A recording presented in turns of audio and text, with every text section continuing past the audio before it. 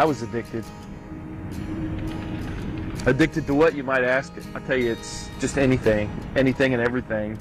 If it can make you feel better than you felt yesterday, or feel better in a few minutes than you feel right at that moment, I tried it.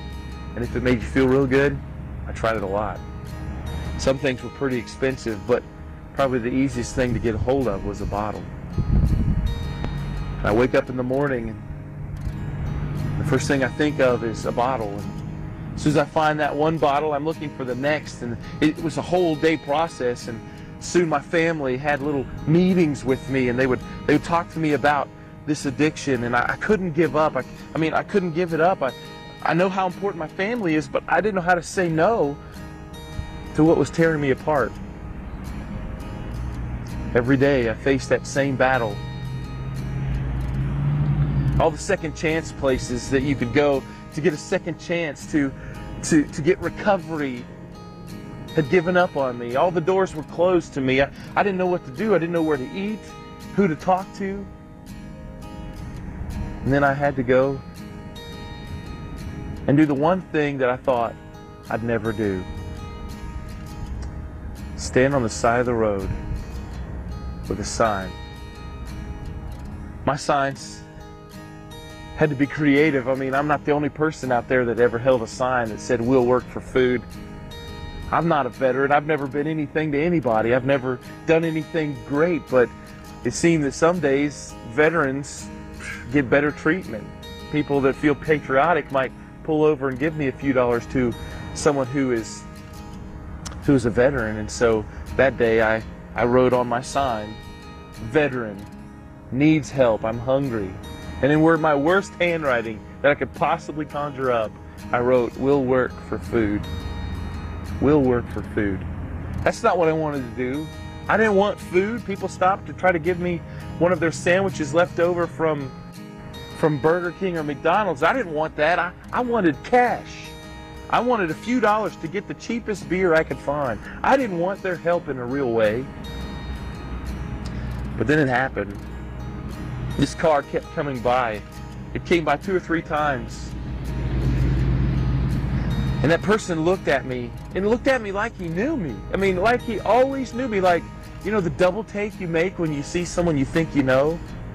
And he stared at me, and he looked in my eyes, and this time I didn't see judging like I'd seen all day. I didn't see someone throw a few pennies out just to see if I would dive for him, which I usually did. But this time I saw someone with something different on his face. He changed my life. He stopped to talk to me, and his name was Joshua. Joshua pulled up in his Lexus, and his Lexus was jumped the curb, and I didn't know whether to run or just to wait. I was stunned for a moment. I didn't know what was going to happen. Was this going to be some cruel joke? And he gets out and he closes the door, and I saw that again, that compassion.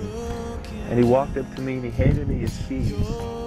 And he said, "Take my life and I'll take your place." My place? I don't have a place.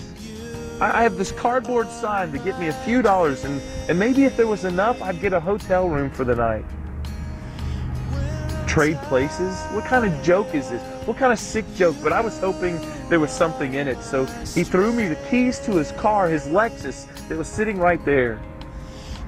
And I got in the car thinking, you know, this is some reality show. This is some joke. So I got in the car, and I put the keys in, and they worked. And I pulled out of jumped the curve. I hadn't driven it so long, and I didn't really have a license. I was afraid I was going to be in trouble, but I got in the car, and on the dashboard there was an address. Go to the Golden Street.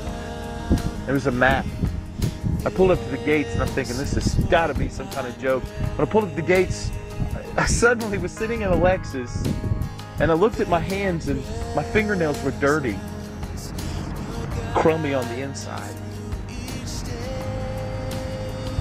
I started to smell my own self from the leather that was on the inside of this Lexus, thinking, they're not going to let me in. They're going to think, here's a bum that stole the car and he drove to our gated community. And yet the guy at the front saw me and like he knew me and said, waved me on through with a smile. I drove to the address that was written on the paper, and I turned off the car. I walked up to the door, and for some reason I decided to use the key. And at first I'm thinking, I'm going to turn the key, the alarm will go off, I'll be in jail, but at least maybe I can have a good night's sleep and a hot meal, so it was kind of worth it. And I turned the key and it worked, and I opened the door, there was no alarm, and I walked in and there was a note that had my name on it, my name. And inside the note it just simply said, everything you'll ever need is here. Everything is just the way you need it. And that note was right. My favorite food was in the fridge. My favorite drinks were there, but not the drinks that I thought were my favorite. The clothes that I needed were my size, just my size in the closet. Shoes, clothes. And suddenly I found a future. Suddenly I found real hope. Someone took my place, took my sign. All I had to do was hand over the bottle, hand over my life, and I got this great place. Does this sound absurd to you? It might. You might think that that's just the most ridiculous story you've ever heard, until you read the story of Jesus, who took my place. He stood up to the men who were arresting him in that garden, and he said simply, if you're looking for me, let these men go. He stepped into my shoes. He thought of me and took my place. And the King of Kings, the Lord of Lords, set me free.